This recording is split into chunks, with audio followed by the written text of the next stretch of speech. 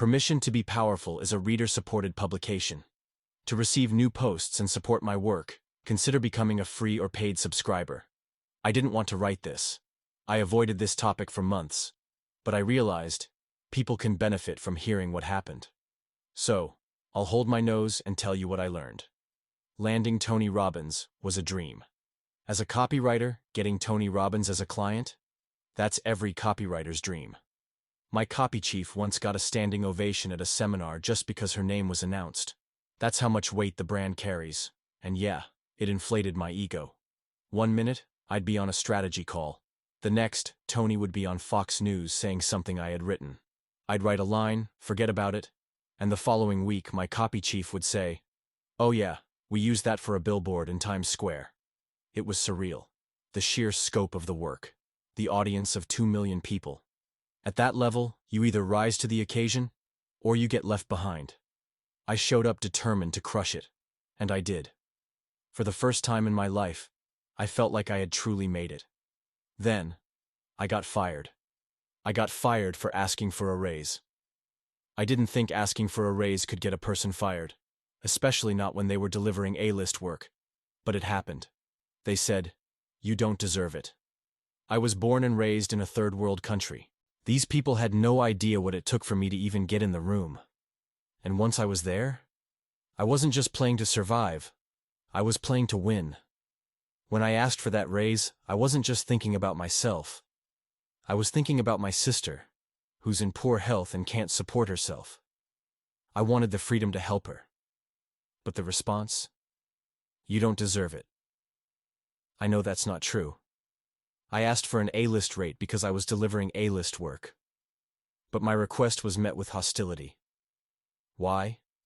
Because it wasn't about the money. It was about control. It was never about the raise. If they could make me question myself, I wouldn't move forward. If they could make me doubt my worth, I wouldn't ask again. If they could make me feel small, they wouldn't have to face their own insecurity.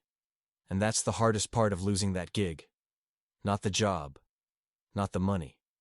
The bragging rights. I had my identity deeply invested in being Tony's copywriter. And when that was taken away, it felt like a part of me died. Losing the job felt like losing myself. Before this happened, I had stability.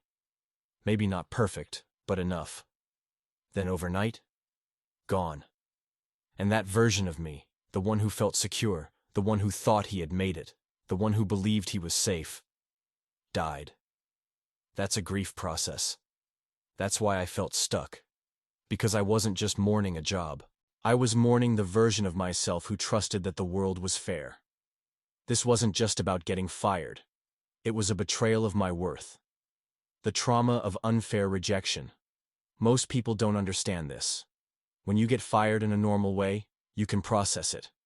But when you get fired in a way that feels unjust, cruel, or manipulative, your brain loops on it. Because it doesn't make sense. Because there was no closure. Because it wasn't fair. It's like a relationship ending when you weren't ready. It's like watching someone burn your house down and walk away like it was nothing. That kind of betrayal doesn't just go away. Why it took me so long to move on. I was too close to it. I took a risk. I asked for what I was worth. And instead of fairness, I got punished. That experience sticks with you. It makes you question everything. Maybe I was out of line for asking. Maybe I wasn't worth that much. Maybe I should have known better. But all of those are just echoes of how they wanted me to feel. Because the truth is, it's hard to see someone else's insecurity when you're the one they took it out on.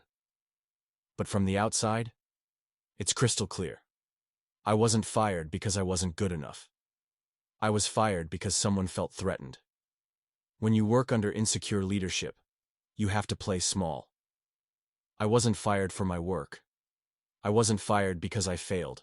I wasn't fired because the company couldn't afford me. I was fired because someone felt threatened by me asking for more. That's the real reason. They didn't want people who knew their worth. They wanted people who would accept crumbs and stay quiet. The lesson I took away. At first, I thought getting fired was a failure.